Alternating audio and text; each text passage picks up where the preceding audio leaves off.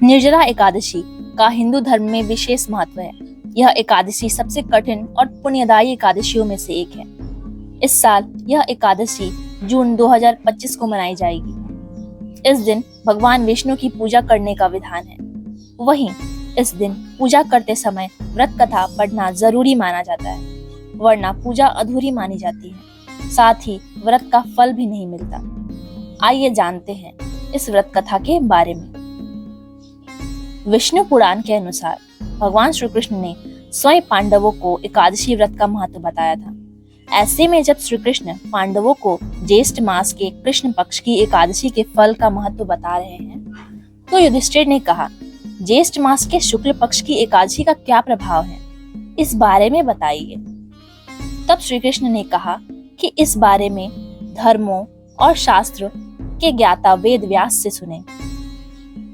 भीम कहने लगे, हे पितामह, मैं तो पहले ही कह चुका हूँ कि मैं भूख सहन नहीं कर सकता। यदि वर्ष भर में कोई एक ही व्रत हो तो वह मैं रख सकता हूँ, क्योंकि मेरे पेट में व्रत नाम वाली अग्नि है, जिसके कारण मैं भोजन किए बिना नहीं रह सकता। भोजन करने से वह शांत रहती है, इसीलिए पूरा उपवास तो क्या, एक समय भी बिना भोजन किए रहना कठिन है। अतः आप मुझे कोई ऐसा व्रत बताइए जो वर्ष में केवल एक बार ही करना पड़े और मुझे स्वर्ग की प्राप्ति हो जाए।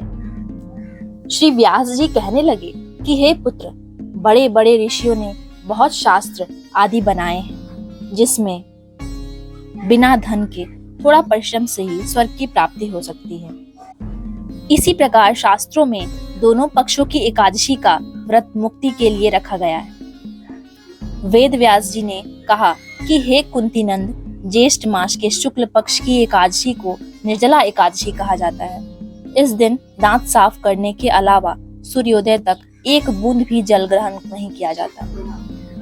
व्यास जी की बात सुनकर भीमसेन ने कहा कि हे पितामह, भ्राता युधिष्ठिर, माता कुंती, द्रौपदी, अर्जुन, नकुल और सहदेव आदि सब एकादशी का व्रत करने को कहते हैं, परंतु महाराज, मैं उनसे कहता हूँ कि भाई, मैं भगवान की शक्ति पूजा आदि तो कर सकता हूँ, दान भी दे सकता हूँ, परंतु भोजन किए बिना नहीं रह सकता।